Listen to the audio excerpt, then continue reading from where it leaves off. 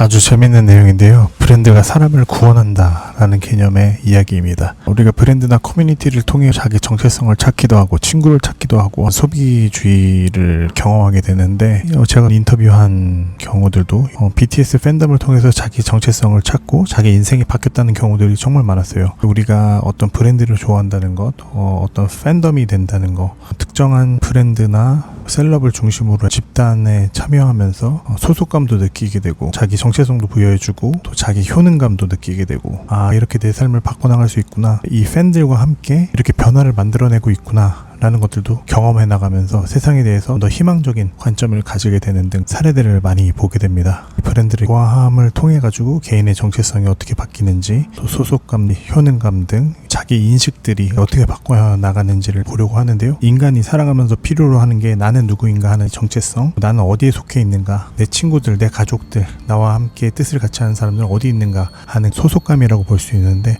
과거에는 다른 형식으로 그런 것을 얻었겠지만 핵가족화되어 있고 사회가 분절화되어 있는 외로운 개인들이 살아가는 이 현대사회에서는 소비주의를 중심으로 해서 브랜드, 팝 문화를 중심으로 해서 셀러브리티들, 케이팝 아이돌들을 중심으로 자기 정체성도 소속감도 느끼게 되는 현상들을 보게 됩니다. 브랜드가 사람을 구원한다. 개인의 구원의 여정을 연구한 내용인데요. 어떻게 브랜드가 개인의 삶을 회복하고 변화시키는지를 연구한 것입니다. 브랜드가 나의 삶의 고통에서 벗어나게 하고 새로운 정체성과 삶의 방향을 제공해주는 것입니다. 브랜드가 심리적 위안을 주고 삶의 의미와 방향을 주고 관계와 소속감도 주고 자신감, 효능감도 주고 다른 사람들과 협력하고 돕는 계기도 주는 겁니다. 우리가 고통을 겪다가 어떤 계시를 받거나 결정적인 만남을 통해서 깨달음을, 해방, 자유를 얻게 되는 과정이 종교에서 말하는, 철학에서 말하는 구원의 과정일 텐데요. 브랜드를 경험할 때, 케이팝 아이돌을 만날 때 고통 속에서 브랜드와 만나서 특별한 깨달음을 얻고 이 관계를 통해서 삶이 회복되는 여정을 말한다는 겁니다. 삶은 녹록하지 않죠.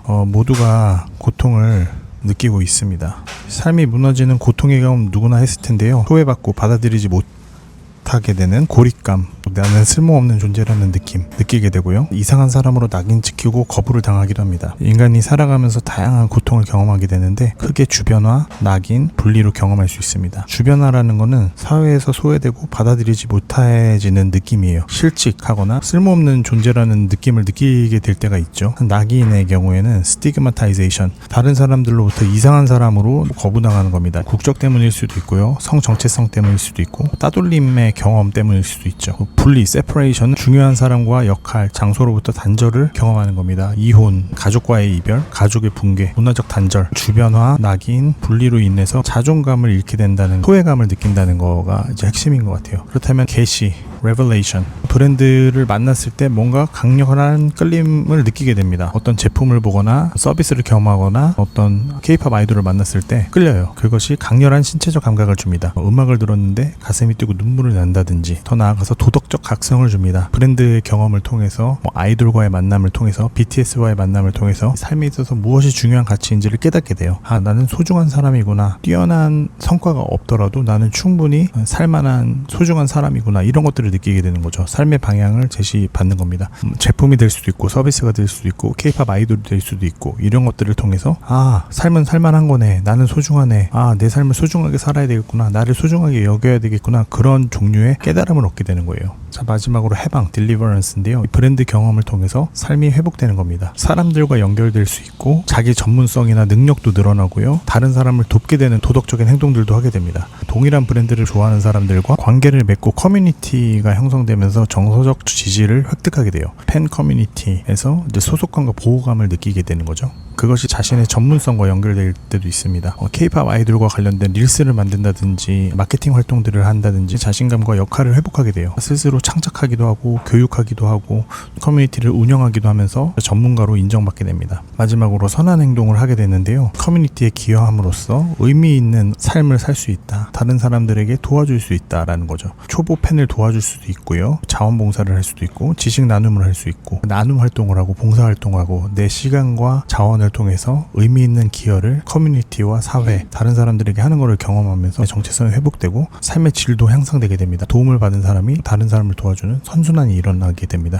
과거의 인간은 다양한 사회적 경험을 통해서 고통을 극복하는 계시를 받고 구원받는 활동들을 해왔죠. 내 삶이 참 어렵고 고통스럽지만 공동체 속에서 누군가를 만남으로써 혹은 어떤 경험을 통해서 계시를 받고 깨달음을 얻고 그것이 진정한 정체성을 회복시켜주는 구원, 해방, 자유를 얻어가는 그 과정, 내가 다른 사람들에게 의미 있는 존재가 되어가는 과정들을 겪을 수 있는 여러 가지 사회적 관계들이 있었습니다. 근데 현대에서는 한 개인이 경험하는 것은 사회적 관계보다도 대중매체를 통해서 혹은 SNS를 통해서 인터넷 환경을 통해 가지고 브랜드와 서비스와 관계를 맺고 K-팝 아이돌과 엔터테인먼트 셀러브리티들과 관계를 맺는 것이 더 많아졌어요. 따라서 삶의 어려움들을 극복해 나가는 데 있어서 그만큼 이 제품, 서비스, K-팝 아이돌들의 역할이 커진 거죠. 이 셀럽들의 영향이 커진 겁니다. 고통과 깨달음과 해방의 과정은 동일하지만 우리가 인간으로서 만나는 대상들이 바뀌다 보니 이 시장 사회에서 자본주의에서 살아가면서 많이 만나는 대상들을 통해서 심리가 바뀌고 성장한다는 것을 설명해 준다고 보면 될 것 같아요. 자, 그렇다면 시사점은 무엇이 있을까요? 팬을 단순히 고객이 아닌 삶의 동반자로 존중해야 합니다. 진정성 있는 브랜드 경험이 사람들의 삶에 실제로 영향을 미칠 수 있습니다. 팬들이 서로 연결되고 지식과 경험을 나눌 수 있는 환경을 제공해야 됩니다. 브랜드의 사회적 가치와 선한 행동은 팬의 구원을 더욱 강화합니다. 우리가 만나는 브랜드들은 단순한 상업적 대상을 넘어서 어떤 사람들에게는 삶을 다시 세우게 하는